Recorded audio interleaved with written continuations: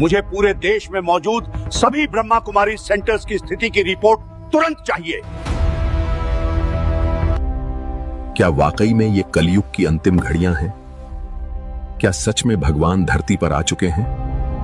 का सबसे बड़ा सवाल, उस आध्यात्मिक केंद्र में ऐसी कौन सी शक्ति थी जो पूरी इमारत सुरक्षित रही?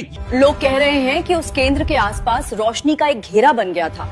देश भर में चर्चा तेज। क्या ये सिर्फ एक संयोग है या ब्रह्मा कुमारीज के अनुसार भगवान आ चुके हैं, ये उनकी ही शक्ति है? यार, इतनी बिल्डिंग गिर गई पर उस केंद्र को कुछ नहीं हुआ। हम भी कभी कभी वहां जाते थे, शायद हमें जारी रखना चाहिए था। माताजी, धनिया क्या भाव है?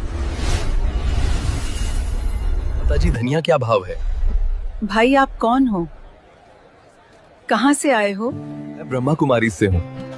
वही जिनकी हर जगह चर्चा हो रही है। हम सभी वहाँ जाना चाहते हैं। हाँ, जरूर।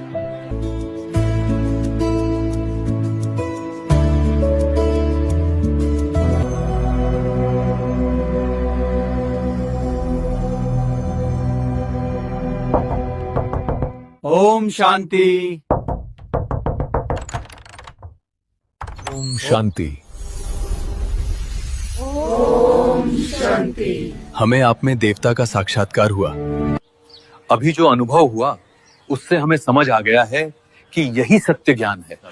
हम सभी इस ज्ञान को समझना चाहते हैं, सुनना चाहते हैं, इसीलिए आपके पास आए हैं। आइए, अंदर आइए। दीदी, पूरे देश में आपके सेवा केंद्रों के चमत्कार चर्चा में हैं। भूकंप में भी सुरक्षित कैसे रहें? परमात्मा शिव की दिव्य शक्ति है। जब आत्मा ईश्वर स्मृति में आती है तो उसके चारों ओर सुरक्षा कवच बन जाता है। जी दीदी, कुछ स्थानों पर लोगों को साक्षात्कार हो रहे हैं बीके भाई बहनों से। जी हाँ, साक्षात्कार कराने वाला भी वही परमात्मा शिव है जो अपने बच्चों को प्रत्यक्ष कर रहा है। आज पूरा देश ब्रह्मा कुमारीज के ज्ञान को सुनना चाहता है। जी। हमारा आपसे निवेदन है कि आप परमात्मा शिव का संदेश सभी को दें। जी जरूर। ये युग परिवर्तन का समय चल रहा है, जहां स्वयं परमात्मा अवतरित होकर सत्य गीता ज्ञान सुना रहे हैं। आइए हम सभी इसे थोड़ा विस्तार में समझते हैं। अब देश की बागडोर ब्रह्म कुमारीज के हाथ में देने का समय आ गया है। जी सर।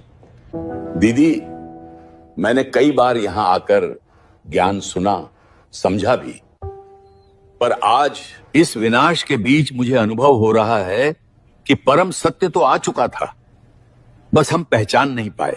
और इसीलिए हम आपसे ये अनुरोध करने आए हैं कि